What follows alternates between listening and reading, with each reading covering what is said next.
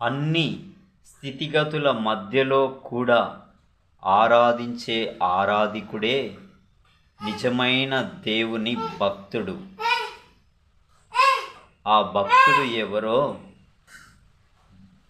Bible అంతటిలో యోబు గ్రంథం మొదటి అధ్యాయంలో మనకి తేట తెల్లమవుతుంది.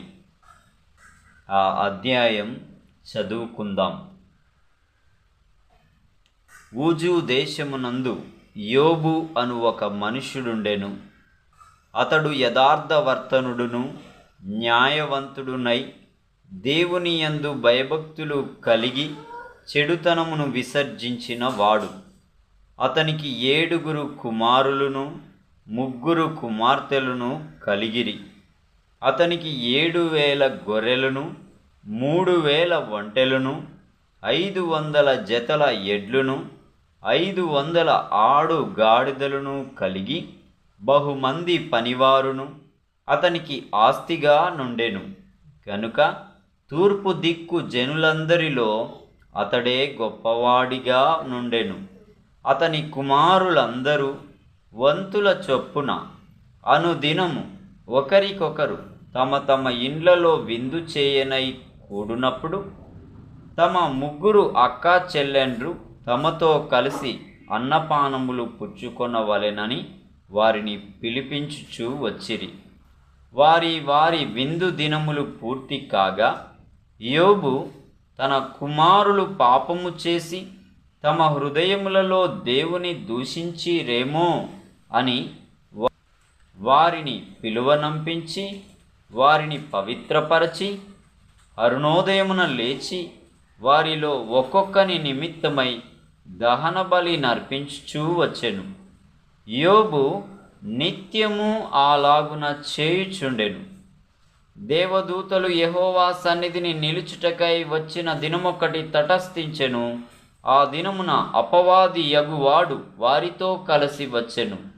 యెహోవా, నీవు ఎక్కడ నుండి వచ్చితివని వాని నడుగగా అపవాది, భూమి మీద ఇటు అటు తిరుగులాడుచు అందులో సంచరించుచు వచ్చి తినని యెహోవాకు ప్రత్యుత్తరం ఇచ్చెను.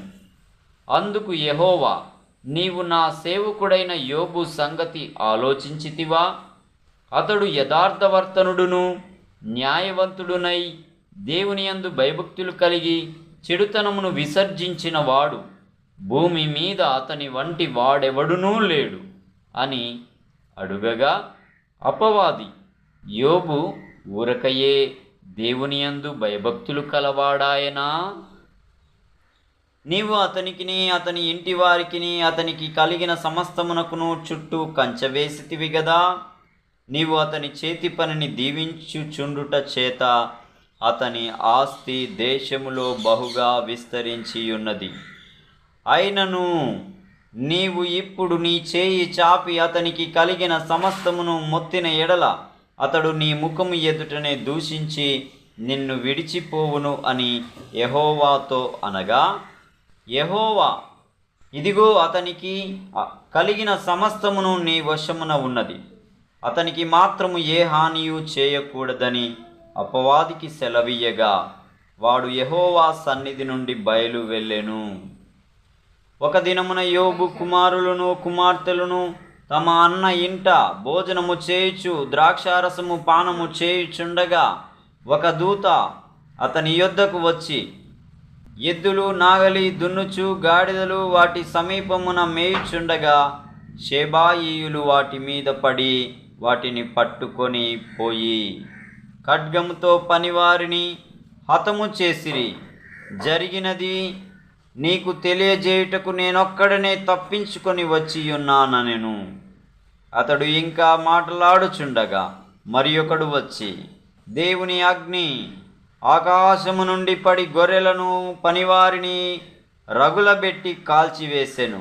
దానిని నీకు తెలియజేయుటకు నేనొక్కడనే తప్పించుకొని వచ్చి ఉన్నానెను.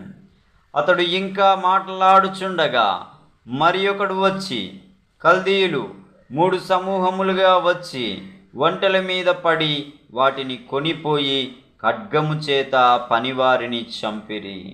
నీకు దానిని తెలియజేయుటకు నేనొక్కడనే తప్పించుకొని వచ్చి ఉన్నానెను.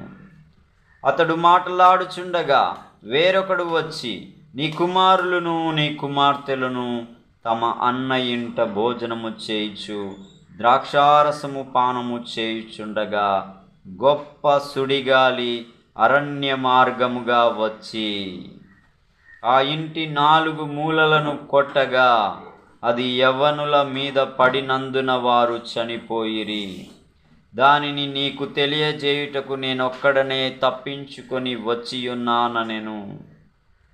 అప్పుడు యోబు లేచి తన పై వస్త్రమును చింపుకొని తల వెంట్రుకలు గొరిగించుకొని నేల మీద సాష్టాంగపడి నమస్కారము చేసి ఇట్లనెను, నేను నా తల్లి గర్భములో నుండి దిగంబరినై వచ్చి తిని, దిగంబరినై అక్కడికి తిరిగి వెళ్ళెదను. యెహోవాయే ఇచ్చెను, యెహోవాయే తీసుకొని పోయెను. యెహోవా నామమునకే స్తుతి కలుగును గాక. ఈ సంగతులలో ఏ విషయమందును యోబు ఏ పాపమును చేయలేదు, దేవుడు అన్యాయము చేసెనని తన నోట నుండి అతడు చెప్పలేదు.